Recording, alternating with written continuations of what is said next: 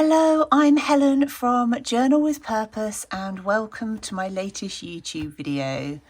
Today I'm going to talk through how I use my Hobonichi for planning and also share my January pages.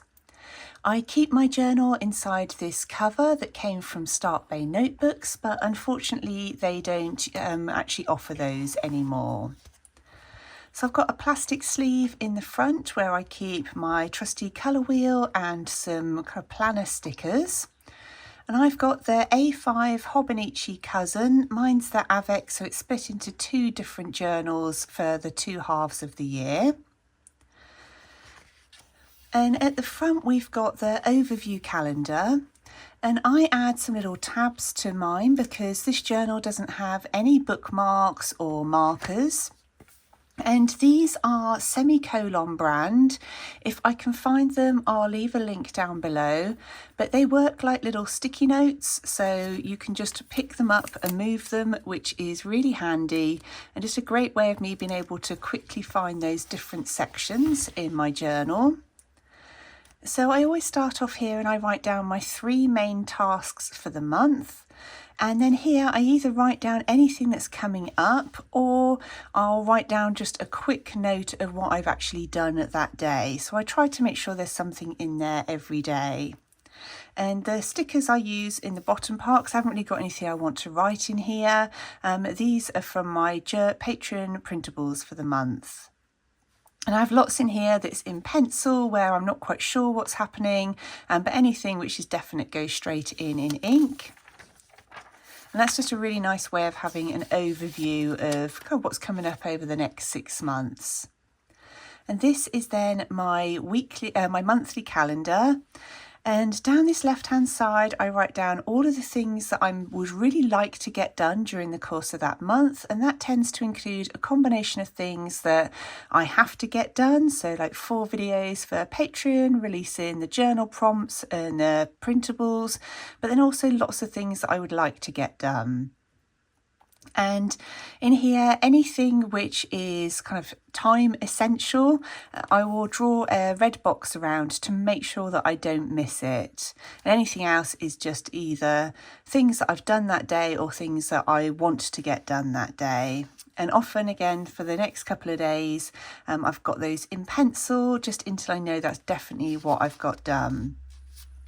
And the washi tape along the bottom is from London Gifties, and again the stickers I put in the empty boxes that I don't need for that page, the ones from my printables. And I've just started setting things up for February, getting some loose plans down and particularly commitments that I know that I need to be available for, and then the rest I'll start filling in throughout the course of the month.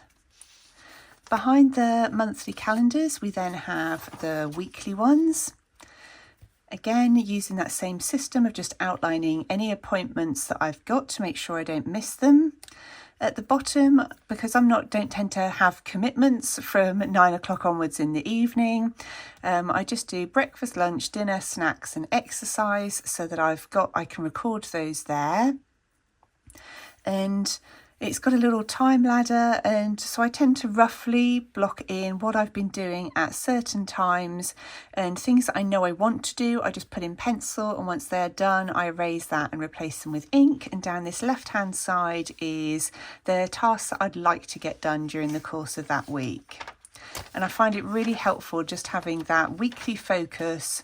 And when I'm planning the next week, I sit and look at my monthly task list from along here and look for anything else that I might be able to add to those next week's plans, so that hopefully by the end of the month I've got through a lot of these tasks.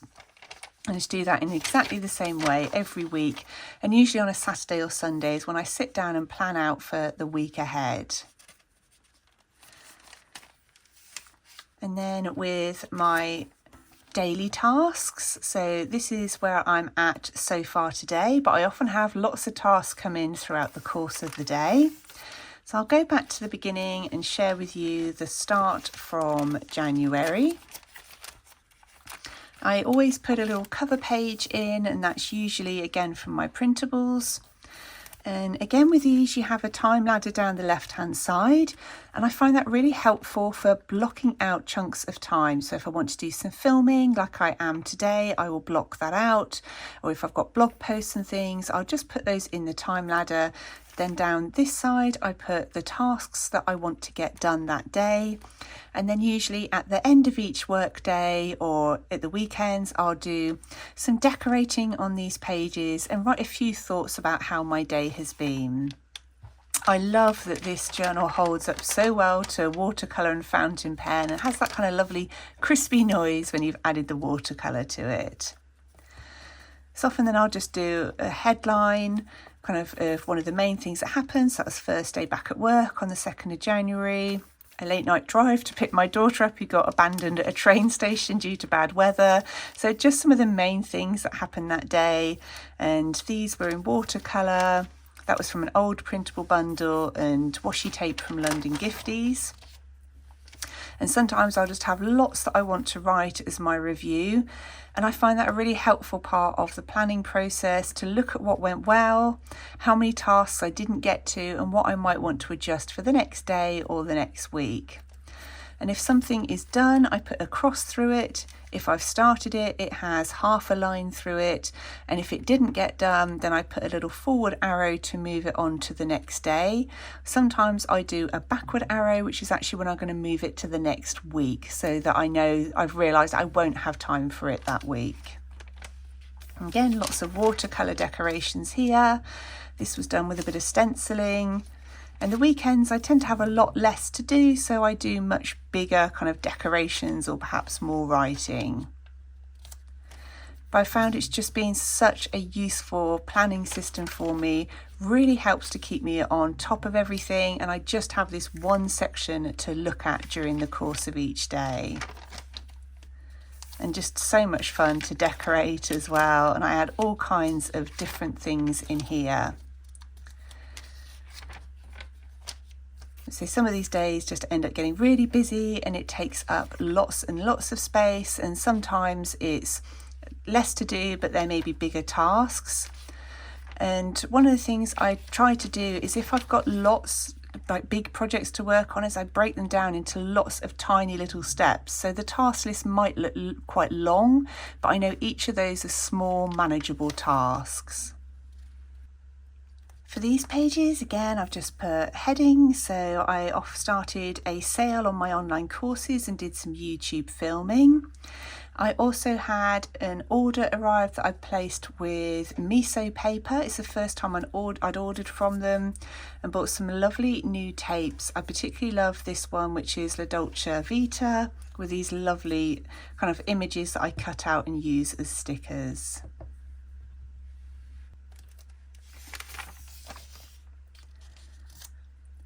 And here again, I just wrote like the headline. I went out and had coffee with my mum, met up with her in the afternoon. And then these images were from this tape, again from miso paper, just added those down the side, and like the little stamp one, perforated stamp ones there. And again, lots of tasks on the go here. And then at a weekend, when I've got less, I might use some patterned papers. This was a Van Gogh paper from Everything Arts online shop. So I just make the most of whatever space is left at the end of that day. And this one I've used some stamping, a little quote, and this one was from London Gifties. Again, really helpful just blocking out those times where I'm doing some filming or working on footage. I'm working on a journal page composition project for Patreon at the moment, so just slotting those times in there.